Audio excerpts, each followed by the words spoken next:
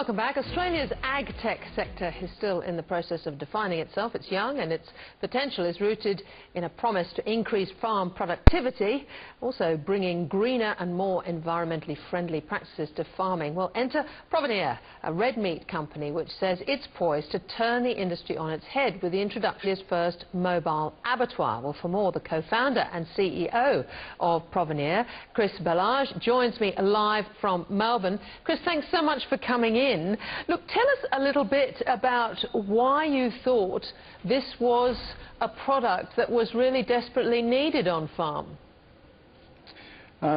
This on-farm processing, I think, is the holy grail of high welfare meat production. For myself, as a farmer, I've produced premium quality cattle for the last 17 years, and I vertically integrated with my own small company, and the one part of the supply chain that I could never own and control was the processing part, which is the part that actually, I think, falls down at the last stages of the animal's life that we have to transport them. So either for us is to how can we produce highest welfare premium quality meat.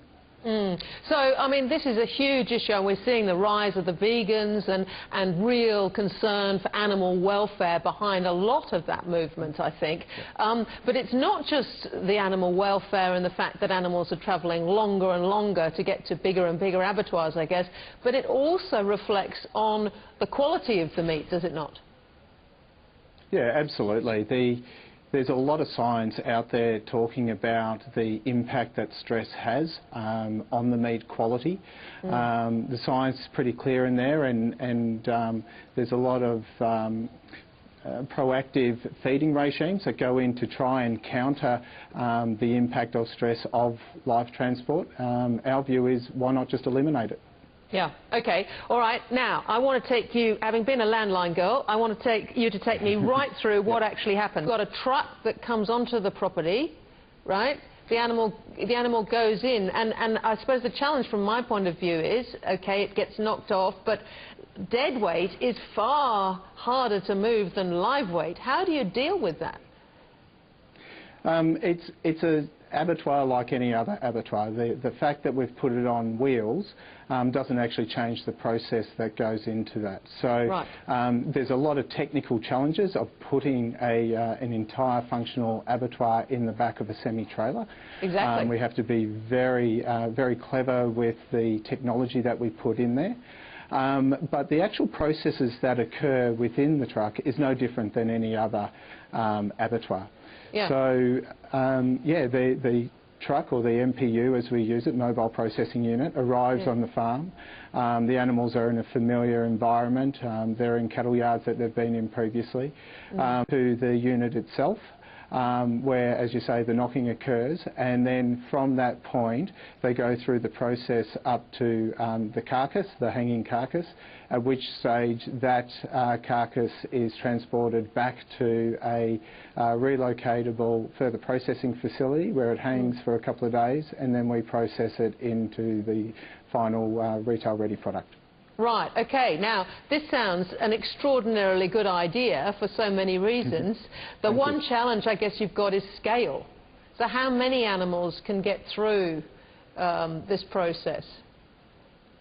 Yeah, so one of the things that we're sort of bucking the trend, I guess, is the meat industry, as you were saying before, is really a scale of economy industry. And that generally comes at the branding and the value add that comes from that. So we are small scale, between 10 and 15 a day, so that is a very micro niche product. But what we're able to do is extract maximum value from the animal, and we share that with the farmer and us as a company, and we can relay that to the consumer through our digital provenance platform. Yeah, because a big part of this is the provenance and then the supply chain that you then get from the paddock to plate, presumably. Exactly. So this will be the first true paddock to plate that the animal is processed on the farm. We've got a really clever digital provenance platform that I was saying before, that when the consumers purchase the retail ready packaged meat through a QR code and their mobile phone, they're actually able to link that individual piece of meat back to the farm, and we actually add a whole lot of value for the consumer with cooking tips and recipes.